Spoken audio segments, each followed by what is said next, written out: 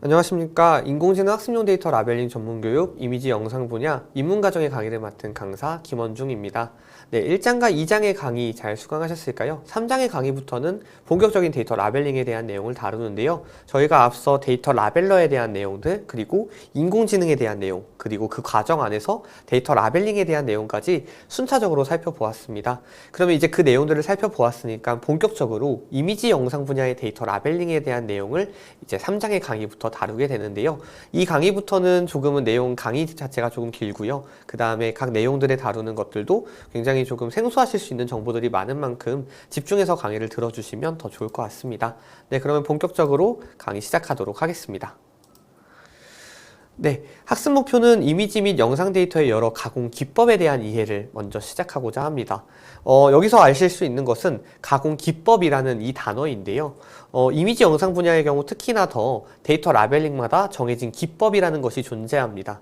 이 기법이라는 것은 데이터 라벨링이 수작업으로 어떤 이미지나 영상의 작업을 진행하는데 작업을 진행하는 방법이 굉장히 차이가 있습니다. 그래서 이것을 저희가 하나하나를 기법이라고 이름을 붙이고 어떠한 기법들이 있는지를 하나하나 좀 살펴보고자 합니다. 그래서 각 기법들이 이제 이어지는 기본과 심화 과정에서도 하나의 기법마다 실습이 정해지고 또 어떤 식으로 라벨링을 해야 되는지를 실제로 실습을 해보실 거기 때문에 가장 기본이 되는 이 내용들을 집중해서 잘 들어주시면 좋을 것 같습니다. 네, 그래서 데이터 라벨링 기법인데요. 네, 여기 보시는 8가지 기법이 이미지 영상 분야에서 주로 사용되는 기법들입니다. 보시면 바운딩 박스 그리고 3D 바운딩 박스 이렇게 두 가지 박스와 관련된 내용들이 있고 아래쪽에 폴리라인, 폴리곤 하나는 점으로 선을 연결한 것처럼 보이고 또 하나는 점으로 도형을 그린 것처럼 보여지죠. 네, 이렇게 폴리곤, 폴리라인 두 가지가 있고요. 그 다음에 OCR 키포인트 이렇게 나와 있는데 OCR은 흔히 이제 많이 해보셨을 것도 같아요. 이제 어떤 영수증이라던가 실제 실물 이미지 안에 있는 텍스트들을 촬영한 그 이미지 안에서 이 텍스트가 어떤 텍스트인지 전자 텍스트로 변환해주는 그런 것들을 할 때 저희가 흔히 OCR이라고 많이 이야기를 하는데요. 그것도 이제 하나의 라벨링 기법이라고 저희가 보고 있고요. 키포인트 또 나와 있네요. 키포인트는 보시는 것처럼 포인트들을 찍어서 어떤 사람의 모양을 만든 것처럼 보여지는 예시가 나와 있고요. 그 다음 시멘틱 세그멘테이션, 마치 색칠 공부한 것처럼 이렇게 나와 있는 것과 비디오 어노테이션, 비디오의 가위 모양으로 그리고 박스 모양으로 또 마찬가지로 나와 있는데요. 각각의 기법들이 무엇을 의미하고 또 어떠한 방식이고 어떠한 의미가 있고 특히나 데이터 라벨링 관점에서 봤을 땐 어떤 특징이 있는지까지 좀 하나하나 살펴보고자 합니다. 네, 가장 먼저 바운딩 박스입니다. 객체의 범위를 지정하는 사각형 박스이고요. 보시면 이제 차량에다가 박스 모양으로 이렇게 그림을 그려놓은 거 보실 수 있겠는데 이것은 이제 객체 탐지 모델에 주로 사용이 되고요. 데이터 라벨링에서 가장 많이 사용하는 방식입니다. 중요한 것은 수직 수평의 박스라는 것입니다. 인공지능이 계산을 하고 또 알아보기 위해서는 모양이 다양한 사각형이 될 수는 없고요. 명확하게 수직 수평의 박스로 그림이 그려져야 합니다. 그래서 인공지능이 학습을 시킬 때는 이 사각형의 좌측 상단과 우측 하단의 포인트를 이 좌표값을 주고 학습을 시키기도 하고요. 좌측 상단의 좌표값과 가로, 세로의 길이를 알려주기도 합니다. 중요한 것은 바운딩 박스는 라벨링 작업을 할 때도 박스만 그리면 되기 때문에 가장 좀 쉬운 방식이라고 생각할 수가 있겠고요. 그렇기 때문에 가장 보편적으로 데이터 라벨링에 많이 사용되고 있는 방식이기도 합니다. 네, 그렇다면 3D 바운딩 박스. 앞서 살펴본 2D 바운딩 박스는 이미지상의 사각형을 그리는 방식이라면 3D 바운딩 박스도 이미지와 같은 저희 사용자 화면에서 보기에는 이미지와 같겠지만 박스 자체가 단순히 높이와 깊이, 너비와 높이만 있는 것이 아니라 깊이라고 해서 새로운 세 가지의 값을 저희가 직육면체 형태로 지정을 한다는 점에서 차이가 있고요. 이 직육면체 3D 바운딩 박스 같은 경우에는 2D 바운딩 박스와는 다르게 방향까지도 지정을 한다는 특징이 있습니다. 그렇기 때문에 조금 더 고도화된 라벨링 작업이고 그만큼 숙련도가 필요한 작업이기도 합니다. 그래서 3D 바운딩 박스, 큐보이드라고도 부르는 그 기법도 저희가 살펴보았고요. OCR은 앞서 한번 설명드린 것처럼 이미지나 영상 속의 문자를 기계가 읽을 수 있도록 전자문자로 변환해주는 방식입니다. 그래서 사실은 텍스트 데이터를 많이 다루는 그런 과정이기도 하지만 왜 이미지 영상 분야 과정에서 이 OCR을 다루고 있냐면 라벨링을 진행할 때 있어서 텍스트를 입력하기 전에 먼저 바운딩 박스와 같은 이미지상의 텍스트가 어느 위치에 있는지를 먼저 라벨링을 선행하게 합니다. 그래서 이제 데이터 라벨링 분야 안에서도 이미지 영상 분야에 속한다라고 볼 수 있겠고요. 보시는 것처럼 어떤 영수증 안에 라벨링을 하고 갤럭시 Z 플립이라는 텍스트를 바운딩 박스를 먼저 한 다음에 입력하기 때문에 OCR도 이미지 영상 분야의 한 과정이다. 이렇게 보실 수가 있겠습니다. 네, 그 다음 키포인트인데요. 객체의 주요 지점, 특징을 점으로 이제 지정하는 방식입니다. 그래서 이미지를 매칭하고 앞면을 인식하는, 그리고 골격을 추출하는 등이 활용할 수 있습니다. 보시는 것처럼 단순히 눈의 이제 한 위치만 파악하는 것이 아니라 눈의 끝점, 그 다음에 눈의 바깥쪽 끝점, 그 다음에 코 같은 경우도 중앙과 외곽 이런 식으로 다양한 포인트들을 지정을 하게 되고요. 지금 예시 이미지는 앞면이지만 실제로 이제 사람의 움직임을 키포인트로 작업을 하게 되면 사람의 골격, 손끝, 발끝, 그 다음에 손목, 팔꿈치, 어깨, 그 다음에 가슴 중앙점, 허리의 중앙점 이런 식으로 해서 저희가 앞서 키포인트 예시 화면에서 보았던 것처럼 이렇게 스켈레톤, 쫄라맨처럼 생긴 그 뼈다귀 모양의 라벨링 결과값이 나오게 됩니다. 그것이 중요한 이유는 그게 어떻게 움직이는지를 파악함으로써 사람의 동작 인식을 할 수 있다는 점에서 많이 활용되기 때문에 키포인트도 중요한 라벨링 기법이 되겠고요. 점을 하나하나 찍어야 된다는 점에서 앞서 살펴본 기법들보다도 시간이 조금 더 소요될 수는 있습니다. 그 다음 폴리라인인데요. 마찬가지로 점을 찍어서 라벨링을 하는 방식은 동일한데 키포인트는 점 하나의 의미가 있다라고 한다면 폴리라인은 점을 이제 찍어서 연결한 하나의 선이 의미가 있는 라벨링 방식입니다. 그래서 선형 객체라고 하는 어떤 선으로 이루어진 객체를 라벨링할 때 보시는 것처럼 곡선과 직선을 폴리라인으로 라벨링을 하게 됩니다. 그렇다면 폴리곤은 마찬가지로 점을 찍고요. 다만 폴리라인은 선을 만든다면 폴리곤은 다각형, 그러니까 도형의 모양을 만든다라고 차이가 있겠죠. 그래서 보시는 것처럼 바운딩 박스로 아까 전에 차량에 대해서 사각형으로 라벨링한 거 기억나시죠? 그런 경우에는 차량의 위치를 알 수는 있지만 차량의 모양까지는 파악할 수가 없습니다. 그런데 이 폴리곤으로 라벨링을 하게 되면 객체의 범위, 즉 이 객체가 어떻게 생겼는지까지, 그리고 딱 이 객체의 영역만 라벨링할 수 있게 된다는 점에서 바운딩 박스와는 차이가 있고요. 다만 이제 정교한 라벨링이 필요하고 보시는 것처럼 점의 개수가 많으면 그만큼 난이도도 올라가기 때문에 조금 바운딩 박스에 비해서는 난이도가 있다라고 라벨링 측면에서는 볼 수 있겠습니다. 네, 그 다음 시멘틱 세그멘테이션인데요. 앞서 살펴본 여러가지 폴리곤, 폴리라인, 바운딩 박스보다도 가장 고난이도 라벨링이라고 볼 수 있습니다. 왜냐하면 앞서 살펴본 것들이 대부분 바운딩 박스, 폴리곤, 폴리라인, 키포인트 대부분 점을 찍는 방식이었잖아요.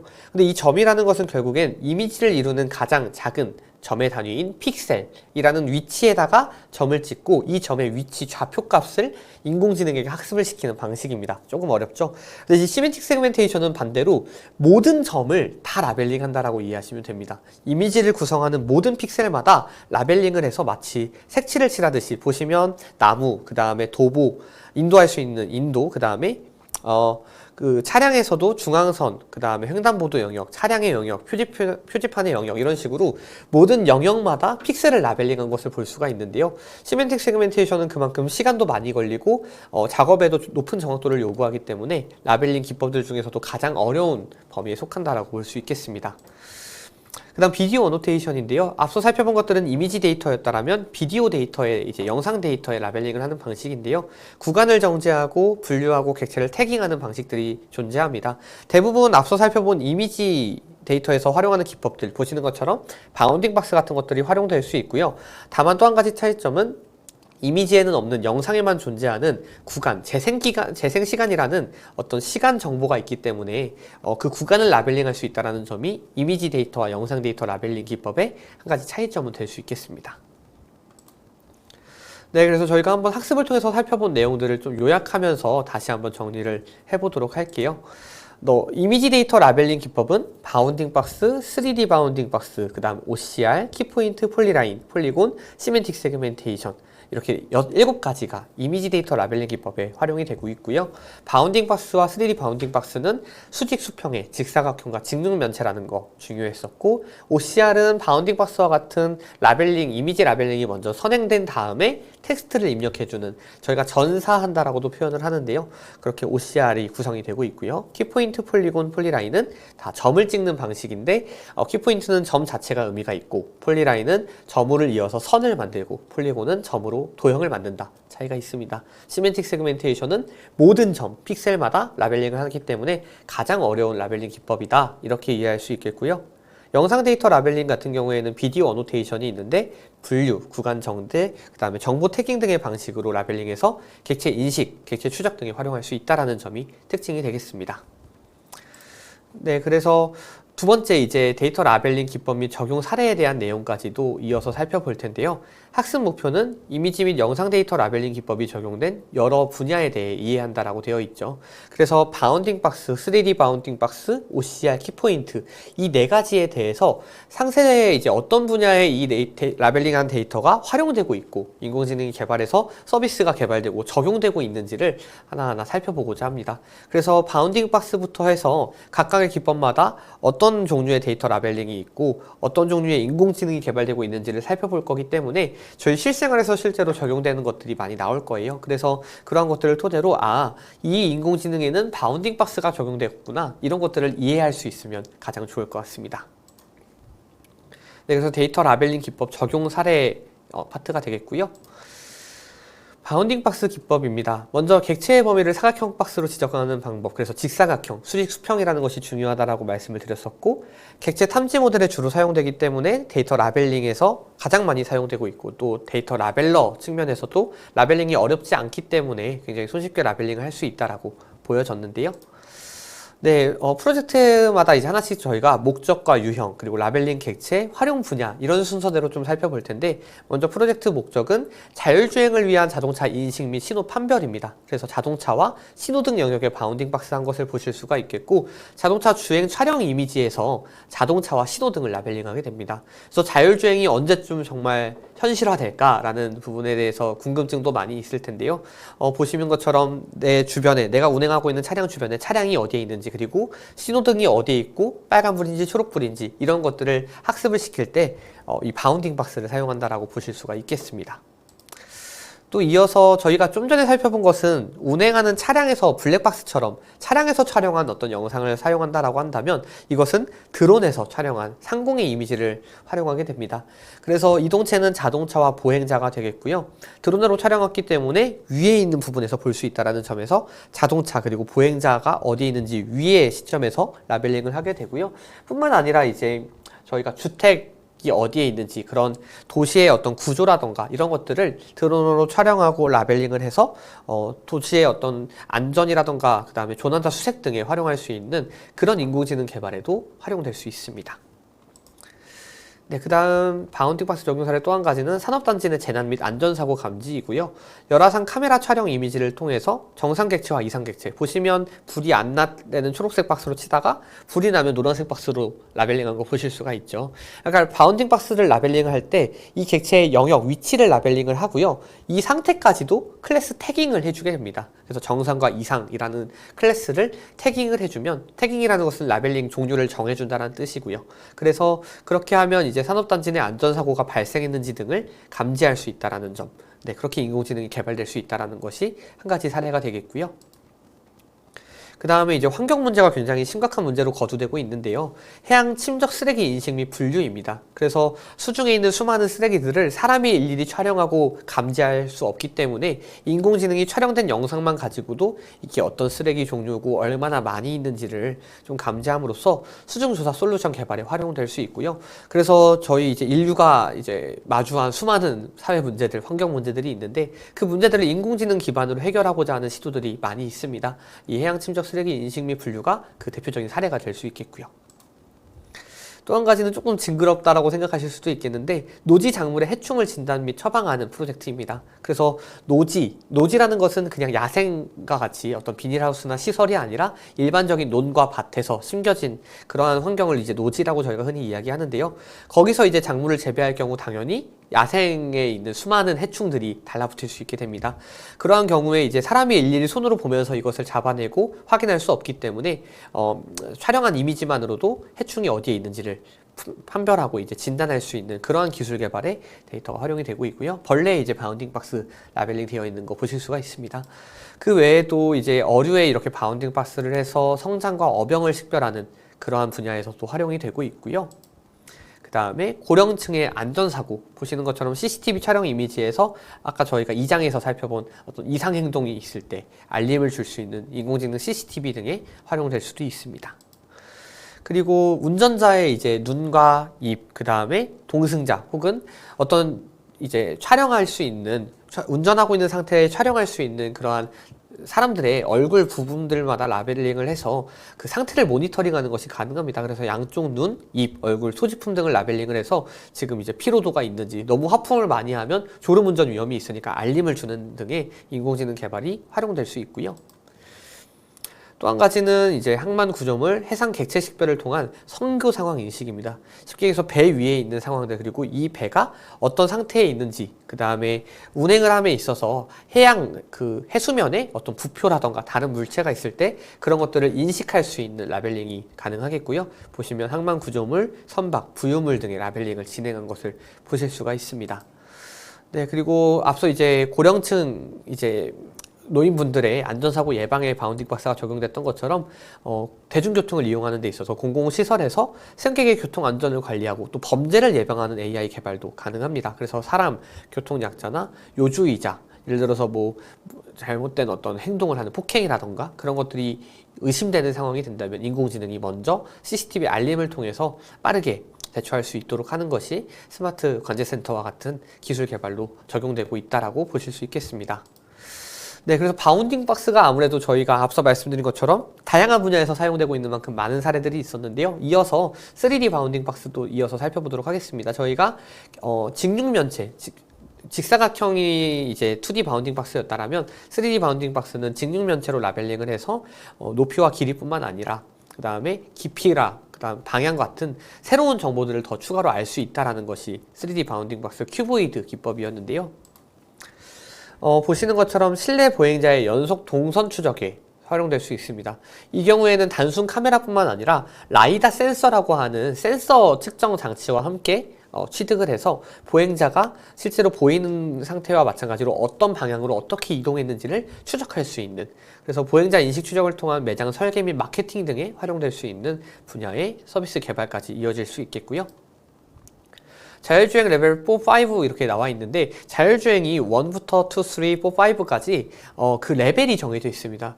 4, 5는 쉽게 해서 완전 자율주행, 이제는 정말로 사람의 어떤 인풋 없이도 정말 자율주행이 가능한 수준을 흔히 이제 4, 5라고 이야기를 하는데요. 이것은 단순 카메라에서 촬영한 데이터로 학습을 시킨 인공지능만으로는 부족하기 때문에 보시는 것처럼 라이다 센서 촬영 이미지를 통해서 3D 데이터를 활용한 큐보이드 라벨링이 들어가게 됩니다. 그래서 이러한 라벨링들이 2D 이외에도 3D 데이터나 혹은 센서 데이터들이 계속해서 병합되고 함께 이제 좀 적용이 될 때 실제로 이제 자율주행이 어느 날 좀 도입이 되지 않을까, 그렇게 기대할 수 있을 것 같습니다.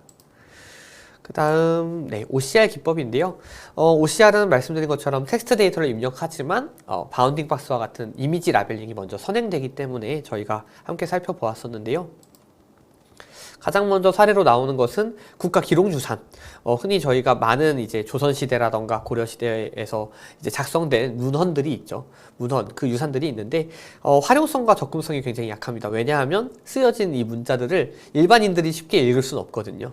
그런데 이러한 것들을 스캔하고 번역해 줄 수 있는 기술을 개발함에 있어서 실제 이미지를 촬영한 그 문자마다 라벨링을 하고 AI를 적용을 했기 때문에 이러한 것들이 디지털화할 수 있다라고 보고 있습니다. 그래서 그런 사례로 이제 한 가지가 먼저 소개가 되었고요. 그 다음에 앞서 살펴본 것들이 이제 문화재와 같은 유산이라면 실제 이제 공공행정 문서들이 많이 있죠. 이러한 문서들을 OCR 모델을 개발을 해서 빠르게 스캔하고 그 다음에 글자를 조합해서 행정 업무를 조금 더 빠르게 하고 대국민 공개 서비스 OCR 등의 기술을 개발할 수 있게 됩니다. 그 다음에 실내외 다양한 폰트, 이제 디자인이 들어간 간판이나 메뉴판 등의 OCR을 통해서 의미 단위의 글자 조합을 해서 실제로 이제 외국인 분들이 한국어를 스캔해서 이제 메뉴판들을 스캔해서 번역을 할 수 있는 그런 기술 개발에도 활용이 될 수가 있겠고요. 키포인트 기법도 마지막으로 살펴보시면 저희가 이제 점을 찍어서 라벨링하는 방법이기 때문에 반려동물에 보시면 꼬리 혹은 뭐 다리 이런 그 각 지점마다 라벨링을 함으로써 스켈레톤, 뼈대를 이제 추출을 하고요. 이것을 통해서 동작을 어떻게 했는지 등의 반려동물 관련 인공지능 기술에 개발을 할 수가 있게 됩니다. 그리고 마찬가지로 앞서 이제 바운딩 박스로 이제 라벨링을 했을 때 눈과 코의 위치 정도 그리고 어떤 상태인지만 알 수 있었다면 키포인트로 안면을 라벨링하게 되면 상세한 움직임까지도 감지할 수 있기 때문에 조금 더 고도화된 피로 감지와 안면 인식이 가능하다라는 그러한 사례로 운전자 상태 모니터링 프로젝트가 소개되고 있고요. 그 다음에 마찬가지로 버스 내 CCTV를 활용한 승하차 승객 행동 연구입니다. 이제 스켈레톤을 추출해서 이 사람이 어떻게 움직이고 있는지를 인식하고 자율주행 버스의 승하차 등의 안전관리 기술 개발에 적용될 수 있게 됩니다. 그리고 저희가 흔히 어떤 라벨링을 할 때 바운딩 박스나 3D 바운딩 박스를 주로 사용할 수도 있겠지만 보시는 것처럼 키포인트로 라벨링을 할 수가 있습니다. 그렇게 되면 저희가 2D 바운딩 박스로 할 경우에는 차량의 앞과 뒤를 구분하기는 어렵습니다. 하지만 키포인트를 활용하게 되면 선박이나 차량의 특징점을 이제 기반으로 하기 때문에 방향이라던가 어떤 부분이라는 것들을 알 수가 있게 된다는 점에서 한 가지 또 좋은 사례가 되겠고요. 그 다음에 말씀드렸던 것처럼 많은 움직임이 있는 홈 트레이닝이라던가 아니면 댄스 영상 같은 것에서 키포인트를 통해 골격을 추출하면 그 사람이 어떻게 움직이고 어떤 동작을 하고 있는지를 식별할 수 있게 됩니다. 그래서 홈 트레이닝, 증강현실 서비스, 의료 분야, 환자의 어떤 스켈레톤을 추출해서 진단을 할 수 있는 그런 분야에도 적용되고 있습니다. 네, 그래서 많은 사례들을 좀 빠르게 살펴보았는데요. 요약해보면 바운딩 박스는 이제 어떤 방식이고 3D 바운딩 박스는 직육면체, 그 다음에 OCR은 이미지에 라벨링을 해서 문자, 그 다음에 키포인트는 점을 찍는 특징점을 라벨링 한다라는 거 각각의 방식들을 저희가 이제 첫 번째 강의부터 해서 사례까지도 좀 살펴보았는데요. 사례들을 통해서 상세하게 좀 알아봄으로써 이해도를 높일 수 있었다라면 더 좋을 것 같습니다. 네, 그럼 이어서 이제 데이터 라벨링 기법 적용 사례 세 번째, 폴리라인, 폴리곤, 시멘틱 세그멘테이션과 비디오 오노테이션까지 마찬가지로 라벨링 기법이 적용된 여러 분야들을 사례마다 좀 살펴보고자 합니다. 네, 그래서 데이터 라벨링 기법 적용 사례이고요. 폴리라인은 이제 선형 객체를 점을 찍어서 선을 만드는 방식으로 라벨링을 한다라고 저희가 설명드렸었죠. 그래서 선형 데이터들을 구분하고 인식하기 위해 사용하고 있는데요. 저희가 폴리라인 적용 사례를 살펴보시면 양식 어류의 행동을 분석하고 개체를 추적하는 등의 수산 AI를 개발할 수 있게 됩니다. 앞서서 저희가 어병 같은 것들을 살펴보기 위해서 바운딩 박스로 라벨링한 것은 한번 보셨을 텐데 보시는 것처럼 폴리라인으로 어떤 어류의 이제 신체 사이즈들을 이렇게 체장 체고라고 해서 객체를 라벨링 할 수가 있게 되겠고요. 이를 통해서 스마트 양식 시스템, 이제는 사람이 일일이 양식하고 있는 그 생물들을 눈으로 확인하지 않더라도 AI 기반으로 관리를 자동화할 수 있다는 특징이 있는 그러한 사례입니다. 그 다음 자율주행 계속해서 나오고 있는데요. 자율주행 중 도로의 표면을 인식하는 AI로 도로 표면에 있는 크랙을 폴리라인으로 라벨링하기도 합니다. 그래서 도로의 유지 보수가 필요한 경우나 자율주행 시 여기는 피해야 한다 이런 것들을 이제 기술을 개발하는 데 있어서 활용될 수가 있고요. 또 마찬가지로 이 도로의 어떤 균열뿐만 아니라 건축물이랑 오래된 노후한 건물들을 드론으로 촬영하고 거기에 있는 여러 가지 크랙들을 라벨링을 해서 건물의 노후도를 자동으로 판별하고 이런 방식에도 폴리라인이 많이 활용되고 있습니다. 그 다음에 이제 주행 영상, 마찬가지로 또 자율주행 이야기인데요. 차선과 정지선의 위치 및 종류를 파악할 수 있습니다. 보시면 가운데 있는 정지선, 외곽에 있는 어떤 실선이라던가 흰색 실선 이런 것들을 라벨링을 하고 또 이제 중앙선뿐만 아니라 이제 멈춰야 하는 정지선까지도 각각의 종류마다 라벨링을 한 것을 볼 수가 있는데요. 이것을 보시면 알 수 있는 것은 데이터 라벨러 분들이 이러한 라벨링을 할 때는 아무래도 운전 경험이 있으신 분들이 조금 더 수월하게 작업을 하실 수가 있게 됩니다. 그래서 실제로 차량 이제 자율주행 실시간 영상 인식 기술에 적용할 수 있는 데이터들을 구축을 하게 됩니다. 네, 이어서 폴리곤도 좀 살펴보도록 할게요. 폴리라인은 점을 찍어서 선을 만든다라고 했으면 폴리곤은 점을 찍어서 도형을 만드는 방식이죠. 그래서 바운딩 박스와 같이 어떠한 객체를 라벨링을 할 때 객체의 명확한 이제 모양을 알 수 없기 때문에 객체의 범위를 지정하는 방식으로 폴리곤을 사용하고 있습니다. 그래서 폴리곤 적용 사례를 살펴보시면 한국인 헤어스타일 판별 및 이미지 합성 AI 개발, 굉장히 흥미로운 분야이죠. 그래서 보시는 것처럼 사람의 이런 헤어스타일들을 라벨링을 하고요. 보시면 머리카락 한 올 한 올까지는 아니더라도 이제 머리카락이 조금 이렇게 나와 있는 영역까지도 라벨링을 함으로써 정말로 명확한 헤어스타일의 영역을 라벨링하는 거죠. 그래서 얼굴과 헤어스타일을 라벨링하고 헤어스타일 합성 기술을 개발하게 됩니다. 여기서 굉장히 중요한 포인트를 한 가지 짚고 넘어가고자 합니다. 무엇이냐면 데이터 라벨링을 하실 때 보시는 것처럼 사람의 안면 정보와 같은 개인 정보가 포함된 데이터를 라벨링 하실 수 있는 상황이 되실 수가 있습니다. 근데 중요한 것은 개인 정보가 굉장히 보안이 중요한 정보다 보니까 데이터 라벨링을 하실 때 반드시 이 데이터가 유출되지 않도록 주의를 해주셔야 합니다. 그래서 만약에 개인 PC에서 이런 라벨링 작업을 하실 때 이 데이터를 캡처하신다거나 혹은 라벨링하고 있는 이 자료들이 어떻게 넘어가지 않도록 잘 관리하는 것이 관리자도 중요하겠지만 데이터 라벨러 분들도 좀 명심해 주시면 좋을 것 같습니다. 그래서 뭐 내용에는 없지만 한번 체크를 하는 것이 중요할 것 같아서 말씀을 드렸고, 이후 기본 과정에서도 이런 내용들을 주로 다룰 예정입니다. 네, 그래서 계속해서 사례를 좀 살펴보면요. 뭐 제주 월동 작물별 재배 면적 식별 및 생산량 예측 기술입니다. 드론으로 촬영해서 농사를 짓는 그 재배 면적을 라벨링을 해서 식별할 수 있게끔 하고요. 이 재배 면적이 모양이 다 다르기 때문에 폴리곤으로 정교하게 라벨링을 해서 재배 면적이 얼마나 되고 지금 그 드론 촬영으로 했을 때 보이는 그 육안상 보이는 어떠한 그 특징을 기반으로 생산량을 예측할 수 있는 그런 AI 기술 개발에도 적용되고 있습니다. 지금 보시면 계란을 터트려 놓은 거 보실 수가 있는데요. 날계란의 노른자와 흰자 부분을 라벨링을 해서 등급을 판정하고 이제 모양이나 색깔을 기반으로 품질을 평가할 수 있는 AI 기술 개발에도 적용되는 사례라고 보실 수가 있겠습니다. 그리고 신호, 그 다음에 표지판을 라벨링해서 도로주행 촬영 이미지에 자율주행에 또 활용할 수 있는, 보시면 표지판의 모양 그리고 도로에 마킹되어 있는 여러 가지 마크의 모양들, 이런 것들이 중요하기 때문에 라벨링한 거 보실 수가 있고요. 그 다음에 인도에 있어서도 연석, 턱, 점자, 표지판 같은 교통약자 이동권의 중요한 요소들을 폴리곤으로 라벨링한 사례들도 있습니다. 그 다음 이제 신호등에 이제 같이 딸려오는 횡단보도에 대한 라벨링인데요. 이 횡단보도는 보시는 것처럼 촬영한 각도로 인해서 바운딩 박스로 라벨링을 했을 때는 정교하게 횡단보도 영역을 직사각형으로 라벨링할 수는 없겠죠. 그렇기 때문에 폴리곤 라벨링을 적용을 해서 명확하게 횡단보도 영역을 라벨링하는 방식이고요. 자율주행 실시간 영상 인식 기술 개발에 적용될 수 있습니다. 네, 그리고 시멘틱 세그멘테이션, 제가 앞서서도 계속 말씀드렸던 가장 고난도 그리고 모든 픽셀을 라벨링 해야 되는 가장 어려운 난이도에 속하는 라벨링 기법인데요. 시멘틱 세그멘테이션은 무엇보다도 가장 정교한 방식인 만큼 항공사진, 모사 영상 등을 이용한 산림 수종 분석 등, 그러니까 산에 이제 심겨진 나무들이 있을 때 이게 어떤 종류인지들을 모든 픽셀을 라벨링 함으로써 명확하게 정교하게 판단할 수 있게 되는 것이죠. 그래서 국토 환경과 산림 분포 변화 탐지 등의 기술을 드론 기반으로, 항공 촬영 이미지를 기반으로 AI가 할 수 있게끔 하는 그러한 분야의 한 가지 사례가 되겠고요. 그 다음에 마찬가지로 항공사진에서 위성 영상을 통한 토지 피복 분석 AI입니다. 토지 피복, 계속해서 조금 어려운 개념들이 나오는데요.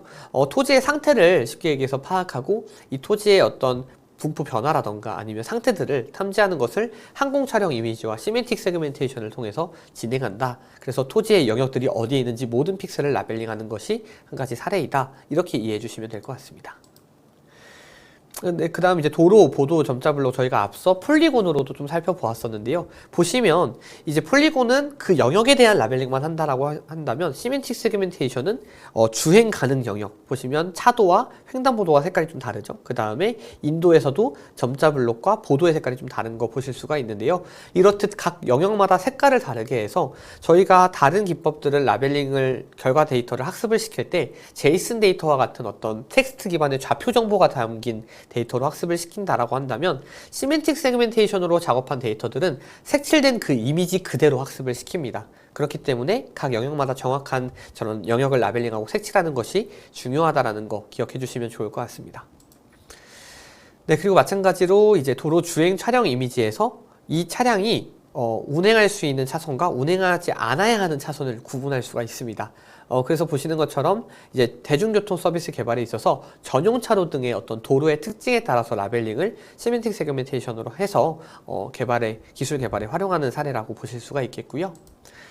비디오 어노테이션 마지막으로 좀 살펴보시면 이제 키포인트로 라벨링을 하는데 이제 비디오이기 때문에 연속된 어떠한 영상이겠죠. 그래서 이 사람이 연속적으로 어떻게 움직이는지 모션을 캡처해서 VR이라던가 AR과 같은 또 새로운 이제 기술 개발에도 활용할 수가 있겠고요. 자세를 분석하고 홈 피트니스, 그 다음에 재활 서비스 등에 활용할 수 있겠습니다.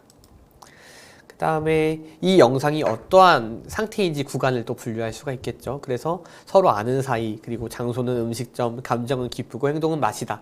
이러한 것들을 라벨링을 하고 영상 검색에 이제 활용할 수가 있게 됩니다.